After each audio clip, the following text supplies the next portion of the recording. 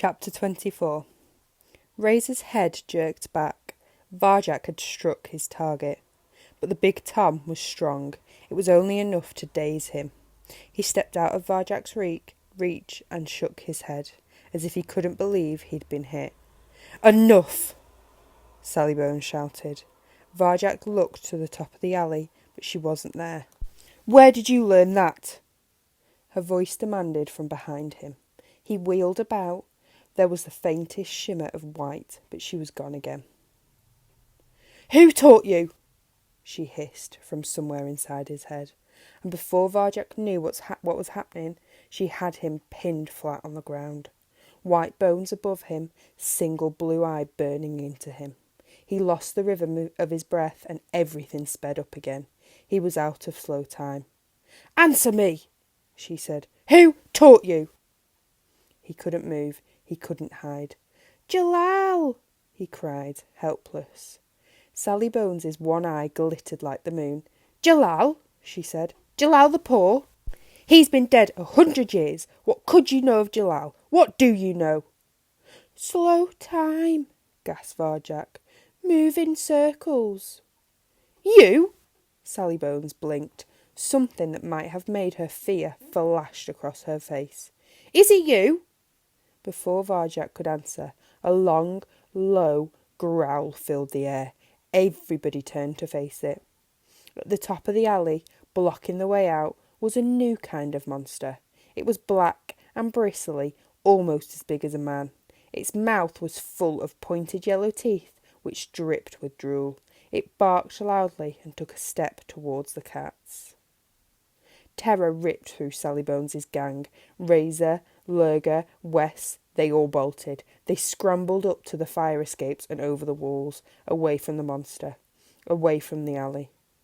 "Come back!" screamed Sally Bones. "Cowards! We can beat you if we fight together!" But they weren't listening. Her gang scurried to safety as fast as they could. The thin white cat shook her head with contempt. She stood up reluctantly, letting Varjak go free. "We'll finish this another time, Varjak Paw," she said. There was a shimmer of white and she was gone. In a single heartbeat, Varjak and Holly were alone with the monster. It looked confused. It barked at the walls, but didn't try to follow the cats up. "So, those Sally Bones stories are true," breathed Holly. She shook her head. "I don't know what was going on back there, but I swear you had them worried." Varjak's head was whirling. Sally Bones knew about Jalal. She knew about the way, much more than he did. She wasn't even scared of this monster. "Thanks for keeping quiet about the alleys," said Holly. "Come on, let's get out of here before it gets us," she urged. The monster began to lumber towards them. Its big, blunt claws clacked on the pavement as it came. It was incredibly powerful. Even its tail looked as if it could knock them senseless. Varjak focused. What would Jalal do? Second skill. Awareness. He looked back into its eyes. They were cloudy black. There was pain in those eyes, and there was fear, almost terror, in its scent. It barked again, a deafening sound. Varjak didn't flinch. He just kept looking into its eyes. If he hadn't once stood before a roaring dog, he would have run away. But compared to those metal monsters, this frightened, barking animal was friendly.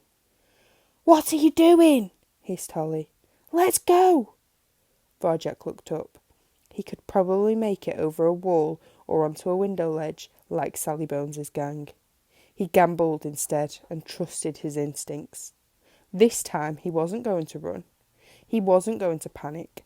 He was going to stand his ground and face it down.